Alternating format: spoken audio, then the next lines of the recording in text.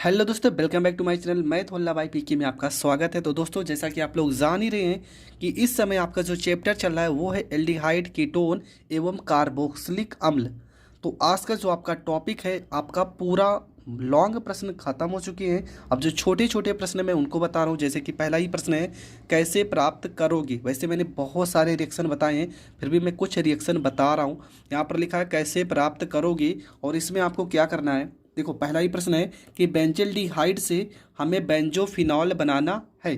Benzaldehyde से बेंजोफिनॉल बनाना है। तो बेंजल्डिहाइड का अणु सूत्र आपको पता होना चाहिए। क्या होता है?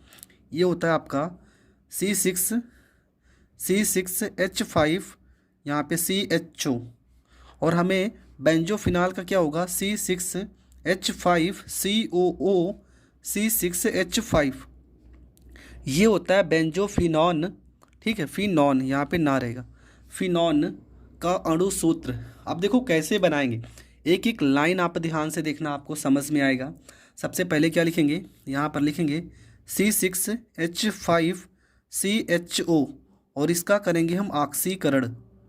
और आपको पता है, मैंने पहले ही बताया, किसी भी यौगिक का अगर हम ऑक्सीकरण करते हैं तो आपको क्या लिखना है? आपको लिखना है K2Cr2O7 प्लस में H2SO4।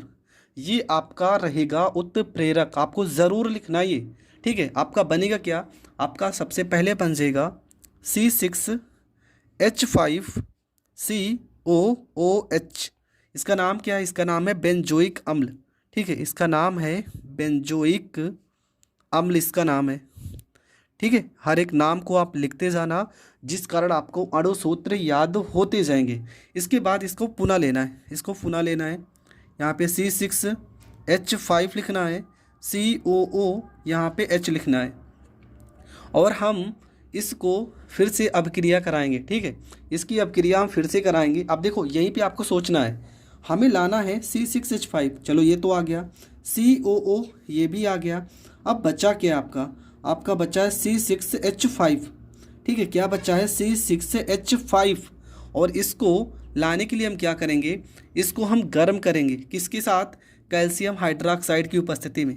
क्या लिखेंगे? प्लस में CaOH और यहाँ पे OH। ठीक है, यहाँ पे हम इसकी उपस्थिति में गर्म करेंगे, और इसके कितने अणु लिखेंगे? इसके लिखेंगे 2 अणु।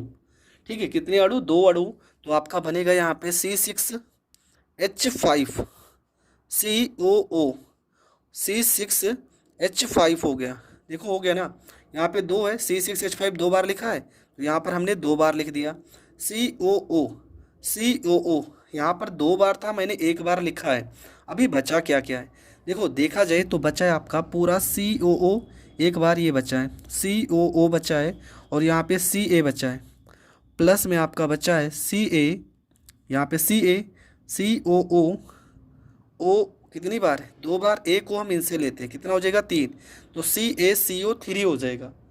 प्लस में आपका H2। देखो, यहाँ पे H बचा है और यहाँ पे OH बचा है। ये आपका H2O अलग हो जाएगा। पेपर में अगर आप यहाँ तक भी लिख के आते हो ना, तब भी आपको पूरे नंबर मिलेंगे। मैं तो यहाँ पर समीकरण को संतुष्ट करना बता दे रहा हूँ। आपको समीकरण संतुष्ट नहीं करोगे तो भी आपको पूरे नंबर मिलेंगे। ठीक है, ये आपको जो लिखा है ना, आपको ये लिख देना है। ये आपका क्या बन गया? तो ये आपका बन गया बेंजोफिनॉन। बेंजोफिनॉन आपका बन गया। और इसका नाम क्या है? Calcium hydroxide. इसका नाम तो मैंने लिख दिया है। तो ये आपका पहला रिएक्शन है। मैंने कहा हर एक रिएक्शन को आपको बहुत अच्छे से पढ़ना है। रिएक्शन अगर आपको आता है ना, तो आप हर एक चीज़ बहुत आसानी से बना सकते हो। तो दूसरा क्या लिखा है? इसी लेसन का दूसरा है कि एस्टेल्डिहाइड से, लिखा है एस्टेल्डिहाइड से आइडोफार्म बनाना है। अब देखो, एस्टेल्डिहाइड से हम आइडोफार्म कैसे बनाएंगे, चलो वो सीखते हैं। तो सबसे पहले ना, आपको एस्टेल्डिहाइड का फार्मूला पता होना चाहिए। तो क्या होता है फार्मूला? देखो, यहाँ पे CH3CHO, मैंने इसके बनाने की विधि पहले ही पढ़ाई है। इसको हम KOH, पोटेशियम हाइड्रोक्साइड, और टू मतलब आयोडीन के साथ गर्म करते हैं। अब आपको सोच रहे होंगे कि ये अपने मन से क्यों लिख देते हैं। देखो आपको एसिटाल्डिहाइड का फार्मूला क्या है, CH3CHO। आपको बनाना क्या है, आपको बनाना है आइडोफार्म CHI3, ये होता आइडोफार्म का फार्मूला। तो पहले चीज़ क्या कि आपको आई तो लाना पड़ेगा, आई लाने के लिए आपको आयोडीन लाना पड़ेगा। और आई के साथ यहाँ पर कितना है, यहाँ पर है 3, आई के साथ यहाँ पे 3 है, और 3 के लिए यहाँ पे तो आपको 3 से गुणा करना पड़ेगा तभी 3 आएगा। अब यहाँ पे आई कितने बच जाएंगे, आपके 3 आई तो बच जाएंगे, और 3 आई अगर बच गए तो इस आई को आप लेकर कहाँ जाओगे, तो उसके लिए आपको क्या करना पड़ेगा, यहाँ पे के को लाना पड़ेगा। किसी भी कुछ चीज़ें मैं बता रहा हूँ, अगर आप कोई भी हाइड्रोजन लेते हो ना तो आप पोटेशियम हाइड्रोक्साइड को ज़रूर लिखोगे। कोई भी देखो आई क्या, ये है हाइड्रोजन, और इसलिए यहाँ पर हमने KOH को लिखा है, तो यहाँ पर क्या बचेगा, CH हो जाएगा, और ये आपका हो जाएगा I3 हो जाएगा। यहाँ पे देखो CH ये वाला लेते हैं, CH आई 6 थे तो यहाँ पे 3 हो गए, प्लस में यहाँ पे K कितना लेना पड़ेगा, देखो 3 आई बचा है ना, तो 3 को K भी लिखना पड़ेगा, 3 K लिखेंगे यहाँ पे, 3 K यहाँ पर लिखेंगे, तो यहाँ पर आपका हो जाएगा 3, यहाँ पर K हो जाएगा, यहाँ पे I हो जाएगा। अब क्या बचा ये देखते हैं, यहाँ पे आपका क्या बचा, ये बचा आपका CH3, ठीक है, ये CH3 हो गया यहाँ पे आपका। तो CH3 को यहाँ पे हटाने के लिए हम क्या करते हैं, CH3 को यहाँ से हटाने के लिए हम पहली बात तो जल के 3 अणु ले सकते हैं ना। जल के कितने अणु, देखो यहाँ पे 3H है, और यहाँ पे भी 3H है, 3 3 6H है ना, तो हम 3H2O लिख सकते हैं, 3H2O हो गया। देखो कितना हो गया, H यहाँ पे 3 है, 3 यहाँ पे 6, तो 3H2 मतलब 3 दूना 6 ख़त्म हो गया। O आपके पास कितने O हैं, एक O यहाँ पर, 3 यहाँ पे O थे, 3 O हो गए, आपका एक O बचा है। और क्या बचा है, देखो मेन चीज़ जो आपको बनना था वो बन गया ना। हर एक चीज़ आपको संतुलित भी नहीं करना है, आपको कोई नंबर नहीं कटेगा। मैंने बहुत सारे यूट्यूबर से, बहुत सारे टीचरों से भी बात पूछी है, आपका जो मेन प्रोडक्ट है वो आपका बन गया ना, इसके आगे आपको यहाँ पे कुछ करना ही नहीं है। आपको आइडोफार्म बनाना है, आपका बन चुका है, एक एक चीज़ को आपको संतुलित नहीं करना है। मैं तो इतना भी बता भी दे रहा हूँ, बहुत सारी मैंने वीडियो भी देखी हैं कि आपको बहुत सारे टीचर हैं कि पूरा संतुलित भी नहीं करते हैं, मैं फिर भी संतुलित कर दे रहा हूँ, ठीक है, जिससे आप लोग को रिएक्शन थोड़ा बहुत तो समझ में आने लगे। चलो बढ़ते हैं अगले प्रश्न की ओर। तो अगला प्रश्न आपका क्या है, लिखा है कि फॉर्मेल्डिहाइड से आपको क्या बनाना है, फॉर्मेल्डिहाइड से आपको बनाना है मेथेन, ठीक है, मेथेनॉल। तो फॉर्मेल्डिहाइड का सबसे पहले आपको अणु सूत्र पता होना चाहिए, ठीक है, फॉर्मेल्डिहाइड का अणु सूत्र आपको पता होना चाहिए। तो फॉर्मेल्डिहाइड का अणु सूत्र क्या होगा, तो सबसे पहले ये हम समझ लेते हैं। तो सबसे पहले फॉर्मेल्डिहाइड का क्या होता है अणु सूत्र, तो पढ़ भी चुकी हो, बनाने की विधि भी मैंने पढ़ाई है, HCHO, बनाना क्या, मेथेनॉल, आप लिख सकते हो CH3OH, ठीक है, इसको मेथिल एल्कोहल भी कहते हैं, और IUPAC नेम इसका जो होगा वो आपका होता है मेथेनॉल। तो यहाँ पे सबसे पहले क्या लेना है, H, यहाँ पे C, यहाँ पे H, यहाँ पे O, प्लस में यहाँ पे 2, इसका आप चयन करते हैं ना हाइड्रोजन के साथ अभिक्रिया, और हाइड्रोजन के साथ अभिक्रिया करेंगे तो उत्प्रेरक में आपका क्या रहेगा, उत्प्रेरक में आप ले सकते हो, ठीक है, एल्कोहल, कोई ना कोई एल्कोहल होगा, और प्लस में आप सोडियम भी ले सकते हो उत्प्रेरक के रूप में। तो यहाँ पे देखो H कितने, 1 2, और यहाँ कितने हो गए 4, तो ये हो जाएगा CH3 हो जाएगा, एक H बचा है, एक OH बचा है, लो ये आपका बन गया मेथिल एल्कोहल। क्या बन गया आपका, ये हो गया मेथिल एल्कोहल, और यही तो आपको बनाना था, तो ये आपका मेथिल एल्कोहल बन जाएगा, ठीक है, इसका नाम मेथिल एल्कोहल है, और इसे आप मेथेनॉल भी कह सकते हो। अगला जो आपका है वो लिखा है फॉर्मेल्डिहाइड से, क्या लिखा है, फॉर्मेल्डिहाइड से आपको क्या बनाना है, फॉर्मेल्डिहाइड से आपको बनाना है मेथेन, ठीक है, लिखा है फॉर्मेल्डिहाइड से मेथेन आपको बनाना है। तो कैसे बनाएंगे, तो चलो सीखते हैं। तो हम सबसे पहले फॉर्मेल्डिहाइड को आप कुछ इस तरह से भी लिख सकते हो, यहाँ पे H, यहाँ पे C, यहाँ पे H, डबल बॉन्ड O।